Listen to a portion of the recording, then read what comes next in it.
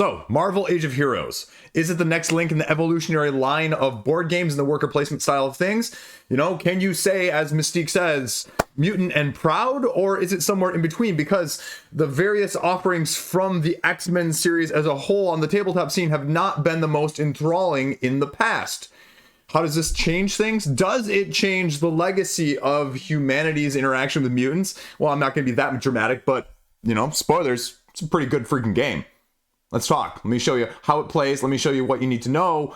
And let me tell you my pros, cons, and everything else in between, final judgments included. Let's do this. To me, my X-Men, right? I mean, that's what you've always wanted to say in a board game. Whether it's Marvel Champions, whether it's Marvel Legendary, you've never quite had the experience like this, though, because this is adding a worker placement style, level up, ability, asymmetric gaining gameplay. And that's sort of the trick, right? Especially if you're my age and you've got some nostalgia for the old 90s animated cartoon, or even a couple that subsequently came later, whether it was Spider-Man, Avengers, you know, this one was really the most nostalgic for me overall. And so when you go old graphic style, when you give me thematic incorporation heavy, you know I'm going to be intrigued. X-Men Insurrection, the Elder Sign style of game, sort of left people wanting with a dice rolling mechanism that's too often at the whims of Lady Luck.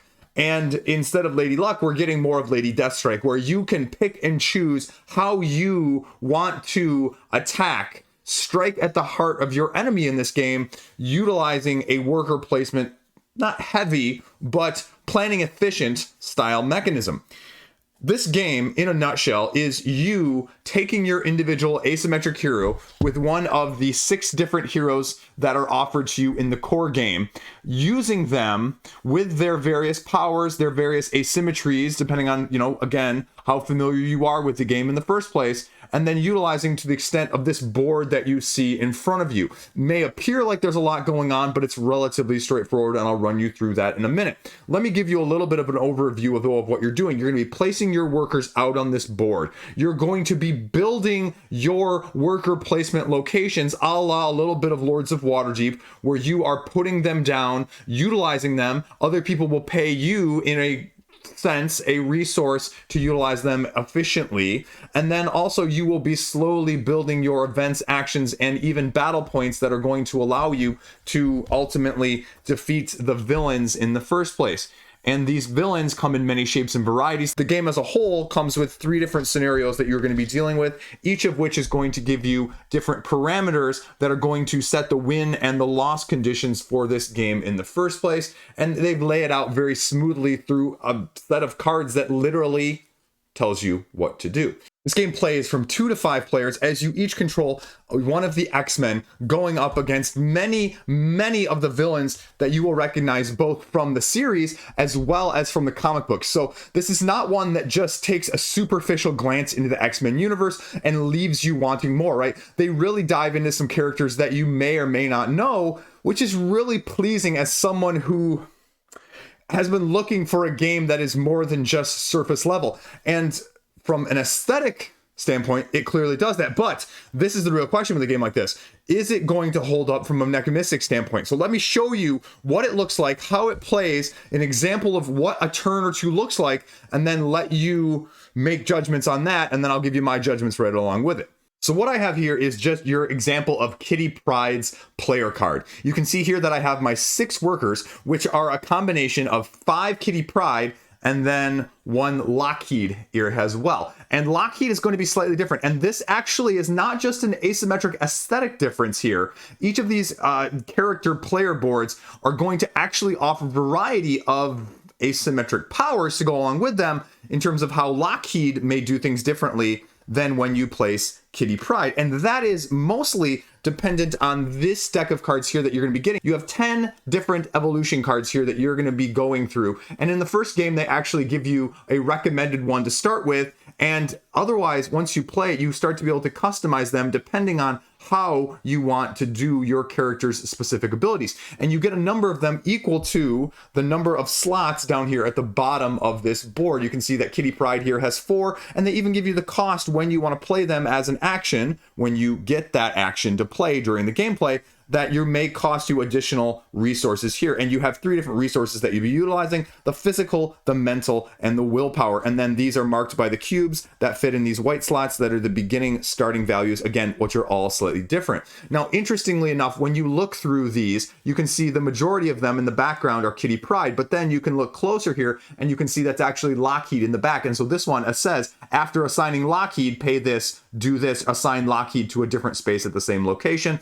Or Kitty Pryde's here that says, before assigning Kitty Pryde, gain a recruitment bonus for that area that you've already recruited to, even if it's your own. Normally you only get from the other person. Or for here, for example, another Lockheed, before assigning Lockheed, assign him to a space containing a Kitty Pryde location. So the basic concept of this is, as a worker placement, is you can't assign to other places where the workers are. But if you're familiar with Kitty Pryde from the comics, her ability is to phase in and out of materials or substances, or to change her density, essentially, if you will. And so she is thus able to, thematically incorporated, go into areas where other people or other things already are. And she gives Lockheed the same ability to do so depending on how you place your workers down. So, those character specific powers really do matter. And you start with 6 of the basic workers on a single round. You will have the ability, as you can see up here, to get student pawns, which are essentially generic workers, which are going to give you potential other options, other actions that you can take, more than just the 6 that you're going to start off with, that you can slowly generate depending on your worker placement spots. Magic here actually has 6 evolutionary traits, again, different resource costs on the bottom. And then you can also see on each of these player character boards, there's an asymmetric ability if you choose to play in a more advanced mode. And this says when you play the evolution action, you can play 2 instead of 1. So that's her ability. Then for Forge and Storm, for example, their special ability, because you're going to have 3 Forge icons and 3 Storm icons in terms of their workers, you'll get 6 additionally victory points each time you play an attack marker space that has that symbol on it. And you can do one that already has an opponent's marker on it and none of your markers. So again, slight differentiations. You've got Gambit and Rogue, Jean Grey and Cyclops, and then Jubilee and Wolverine. Pretty iconic pairings. Well, except for Forge and Storm, I'm not really as familiar with that one. And Jubilee and Wolverine, that's like a father-daughter sort of thing as well. But this is what you're sort of getting into as you're playing those out, giving some asymmetry already with the evolution and the placement issues. So this is the actual player board. You've got 2 main areas that you're going through on a turn-by-turn, round-by-round basis that you will be doing all of one phase and then all of another. The top row, the green row, those are your worker placement spots. You have the generic ones that start off with the named areas, and within each of those areas, there are 2 additional spots for cards that you will be playing to those areas to modify what other worker placement spots, resources, or abilities that are going to go along with the game. And this is something that will change every single game. And so you have a total of 10 of those areas, and to go along with the 5 basic spots along the top. And each of these first 2 have 2 different spots you can play in as well. So a lot of variety is going to go into each game. Then you have the secondary mission phase. So after all of the workers have been placed by all the players, you then go down to the mission phase here, and you have the X-Jet, because this is another last spot that you can place your heroes. And if you play in these hero spots, you will then subsequently fly off the X-Jet and go to one of these locations that is placed out here, also very similarly from a worker placement, but these are the ones that are going to be doing damage, essentially, to the villains in order to defeat them. And after defeating a certain number of villains, and finally the final boss villain, the game ends in a typical scenario. You also have extra spots, so in case none of these are available, you have the extraction zone over here, as well as 2 additional spots that you can play if you can't place them anywhere down here, that sort of, again, have the similar symbol to up top. At the bottom, you just have your basic score tracking that you're going to be, utilizing as you go along. So how do you actually utilize the mechanisms that are in play on this board? Well, what you're going to have is you're going to have this deck of cards here. And this is the Xavier Protocol deck, essentially. And this is going to have a combination of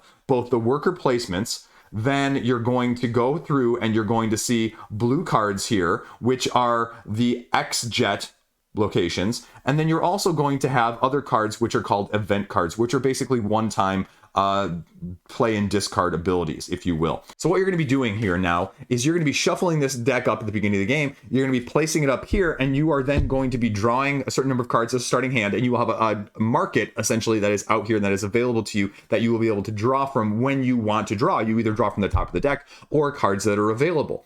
And so when you're drawing from this, and if you place over in the headmaster's office here on the side, you get to draw 3 cards, but when you see this symbol, you actually have to take one of the cards from your hand. You have to go, okay, I want to discard this card to the market, and then I can either draw from the market or from the remaining top deck. And when this actually gets full up here, at the end of a round, you actually wipe the whole market, which is really nice because oftentimes in a game like this that is card-driven market, you worry about it getting stagnant. And so the fact that it has an auto refresh sort of thing where it's not also burning a turn is a nice mechanism that you're going to be utilizing. Then you have oftentimes the little symbol that is represented here by all of the various cards that I just mentioned. The event cards, the worker placement style cards, and then over here on the X-Jet, you can actually see there's a blue one marking X-Jet spot. So when you go to those locations, it will allow you to play one of your cards from the hand into any open location of that same color. So this is then where we start utilizing our workers. I take one of my Kitty Pryde, I put it on Cerebro here, I'll put it face down so you can see the actual thing. So then, after I play Kitty Pryde there, then I take a card that matches that symbol of the green that I did. I can play it in any one of these green areas that I already talked about, and I can choose which one I want it to go into. So let's say I want to actually put it in the danger room to tempt people to go to this one to get additional bonus. And this card, if you look closely, what it means is if you play a worker there, you get 2 red resource, 3 yellow resource. But if you played one of those little student guys instead of one of your heroes, you're actually going to get 4 victory points instead as well. Now, why would I want to play these, right? Well, if the person who played these takes one of their little markers here, so I'm pink in this case, purple if you will, and I put it over this little icon next to this, which means if somebody else's turn, Magic, for example, goes next, and they decide that they really need that, and they put their worker there, or even if they put one of their other little student councils there, I get the resource that is next to that. And so in this case, I would get 2 additional red, and that's what all of these symbols are alongside. You have the student workers, you have drawing of cards, reds, yellows, and blues, and then mystery resources down here. Then also for the X-Jet row, you have the similar aspects that you're going to be doing. So if I play, say, a card to one of these areas, and I use Dust here, for example, you can see Dust, pay 6 red, pay 4 yellow. I can do damage to any symbol of that color, the Omega, and I get 5 victory points. In addition to that, I'm going to get 3 additional victory point marker tokens to place on any other space. So I could play them anywhere on any of these other spaces that if you play on that space, you're then going to get those bonuses later. So where you put them may depend on who you want to get it, or how easy you want to make it, or how rewarding you want it to be when they go there. So now that you've seen this Omega attack, right, you're wondering, okay, well, how do I actually do damage, Chris, right? Like you're telling me I have to put a worker then assigned here, then to do the damage. Well, what does that damage actually look like? Well, here you have some villains, right? These villains are all going to have various markers on them along the right side that are going to have those icons that I just showed you in various quantities. And the number below them, again, guarantees the victory points that you get if you mark that off. And you subsequently put one of your little markers to indicate that you were the person that did that in that case. And so in this case, I maybe want to do this first Omega. But the other option is, well, what if, Chris, I just want to attack and I can't necessarily put one out there because other people have already filled them up and there's only one sitting out here on the board. Well, that's where the clever part of this game comes in, right? What you have when you start out is you have 3 different levels of bad guys. You have your minor enemies, Blob here. You have your next level, in this case, Acolytes, Amelia Vaught. And then you also have your master levels in Saba Nur in this case. And you can see, you're getting 44 victory points for winning with him. And they all have until defeated or when defeated components of things that are going to either reward you or make it harder to do damage. So what happens when you do the beginning of the game is you take one of these other tiles that are all asymmetric and different, and you line the 2 of them up and you join them together. And so now you can see wherever these 2 line up in terms of a victory point and a left column where a resource is, those are the ones that you actually need to do and accomplish in order to win. And so if I change this, for example, all of a sudden it's a different. This is 5 and 5. Previously, it was 9 and 2. And then again, the bad guys are going to be also asymmetrically different in terms of the icon, the spaces that they occupy that you need to hit, as well as the victory points. And so that's going to give you a lot of variation, because this game comes with like literally, I think like 25 or so. I mean, I'm pulling the stack out here. So here is, less than half of the stack that I just pulled out from the box. You have everything from Lady Deathstrike to Sauron to Avalanche to Toad to Shadow King to Master Mold to Sentinels to Mr. Sinister. But you can see that they're all different on the left side as they are elsewhere. And so some of these have a ton, some of these have very sparingly, depending on what level they are as well. This just gives a whole ton of variety with a very simple mechanism, and it's really clever. It really works to a great extent in this game to give just a lot of variety. Even if you're fighting the same guy, how you fight them, how you defeat them is going to be different. And this also plays into the last part of how you can do damage to these, right, as well. So for example, we go back to Blob here, and you can see on Blob's card, in this case, I would need 9 yellow and 2 blue in order to get this symbol filled with my spot and to get 15 victory points. If I was able to spend those instead of, say, dusts here of 6 and 4, well, then it's going to give me a different icon. But let's say down here, I wanted to go for one of the same ones, 8 and 5 blue, 8 yellow, 5 blue for 11 victory points, or 6 red and 4 yellow. Which is going to be better? Which is what I have? Which is what I can get when these worker placement spots are filled? Rinse and repeat. You go until you defeat the challenge in the parameters that are set, or in many cases, you go until you defeat the final boss. So if, for example, with the minor enemies here, you defeat a minor enemy, it says at the bottom here, replace with a challenging. The challenging enemy then says, if you beat this guy, replace it with the master, so on and so forth. You beat the master, you win.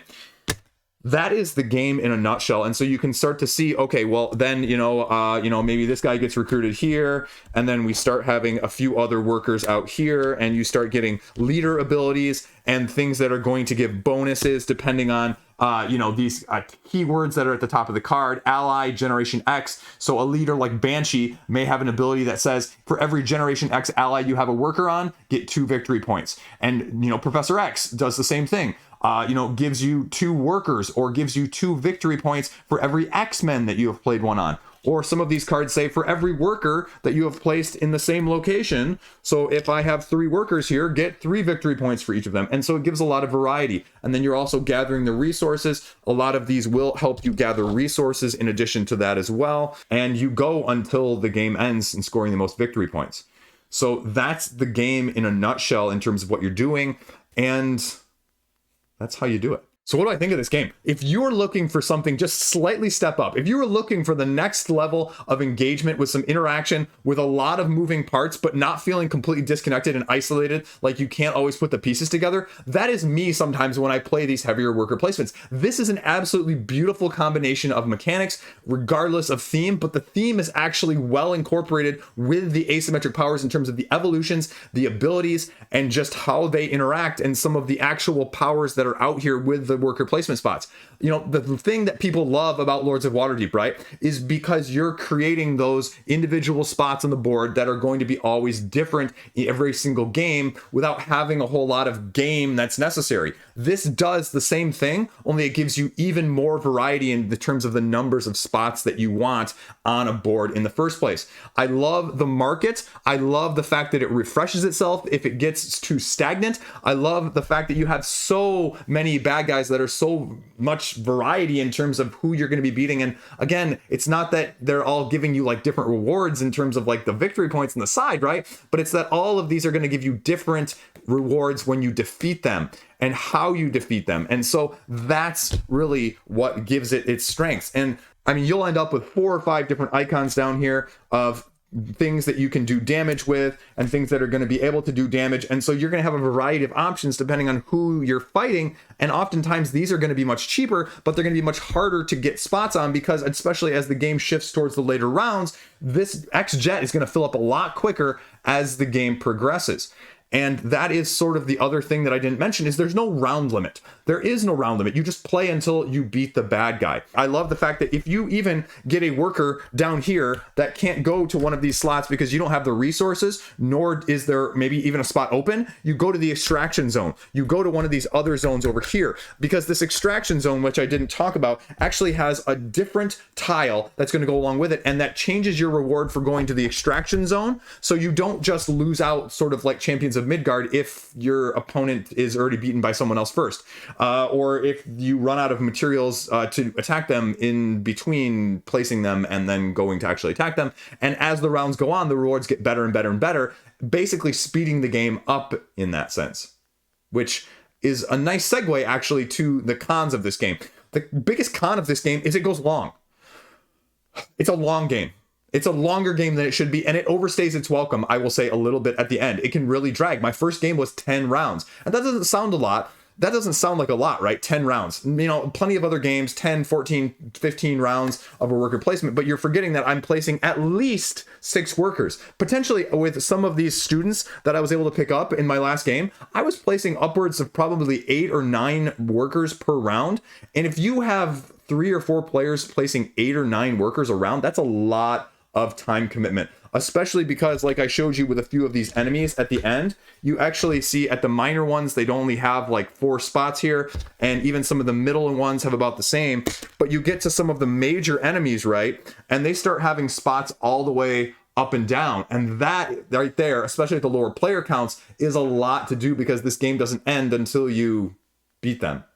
And so you can have a little bit of overstaying its welcome if you're a little impatient at times like me at the very, very end. But I don't want it to feel like it's that long eventually either. So it's a very delicate balance at the higher player counts because you're going to have a lot more workers being placed. The board area is going to be a lot tighter, but you're also going to have a lot more people potentially attacking a monster mold, a master level boss like this to potentially make it go a lot quicker. So that's sort of the balance, that at the lower player counts, it's going to take more rounds because you're going to have to individually attack and maybe not be able to do more than 2 or 3 of these in a single round, whereas you could have 4 of these plus or more potentially taken out in a single round at the higher player counts. The other side of things that I can see people being a little bit frustrated by is once you fill this worker placement area up, right? Once you put all of these worker placement spots and it's full, there's no way to change that. And so sometimes, especially at the beginning of the game, it's a rush to get, you know, your symbols out on these rather than necessarily saying long-term game-wise for engine building or for optimization going forward, this is going to be the best. And so you're doing it to get your reward points out there when people play on yours rather than saying, is this the best worker placement spot for my long-term strategy? And there's no way in this game right now to say, okay, get rid of this one and now replace it with, as you can see, this Dazzler, 3 red, with this Iceman, say, 6 red. There's not really any way to do that. And the market does it. The market is able to do that, but the spots themselves aren't. And again, that's more of the issue. You can only essentially almost lay down one of each, the blue and the green, the first couple rounds until you get other spots out there that are potentially going to allow you to lay. The development of this row or this row can be very, very limited at times. It's mitigated by the mission phase with the ability to directly attack the levels down here as opposed to placing them on here. But again, that can be a resource optimization inefficiency if you're really doing that, especially with a worker placement game where that is the crux of the issue that you're dealing with as a whole oftentimes, and that can lead to strategy issues potentially. The other pro that I didn't mention, again, that I talked about at the beginning, the absolutely fantastic evolution cards. These are an absolute boon. They are thematically well incorporated, and I love them. And the fact that you get to draft at the beginning of the game, not a blind draft, but choose what you want. The first game or two, you're not going to have a clue, especially when you're playing with a character for the first time. But after your second or third game, you're going to go, okay, this is the strategy I want to go for. I want Kitty to be able to go into these areas that other workers are so I can get some of the green spots, or I can get some of the additional workers. Or, you know, I want Magic. You know, Magic just gets a ton of points with her evolution cards at the end of the game, and you have 3 evolution cards that all give you points at the end of the game for each evolution they have. So when I played for Magic the first time, she had 6 evolution cards out, which is her maximum, and each of my evolution cards gave me 6 points. That's a lot of points.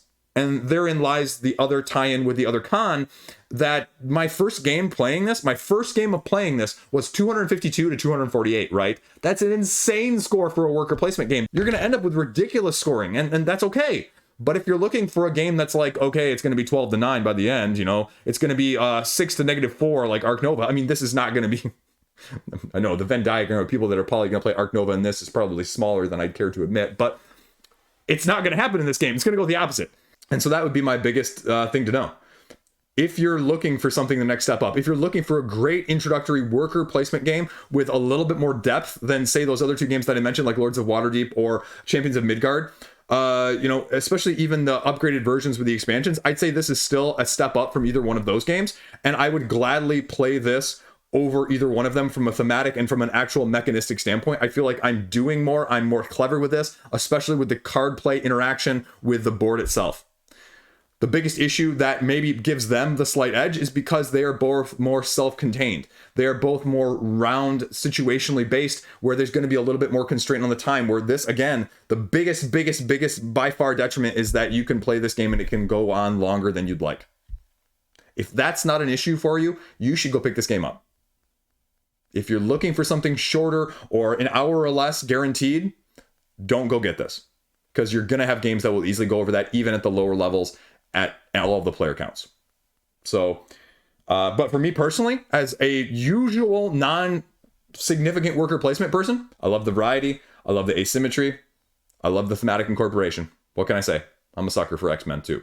So take that bias for what you will. That's it though. Let me know what you think. Let me know what you need. Let me know what you'd like to see. So there you go. Stay classy. Thanks for watching. Subscribe! 10K! I'm trying. Peace out.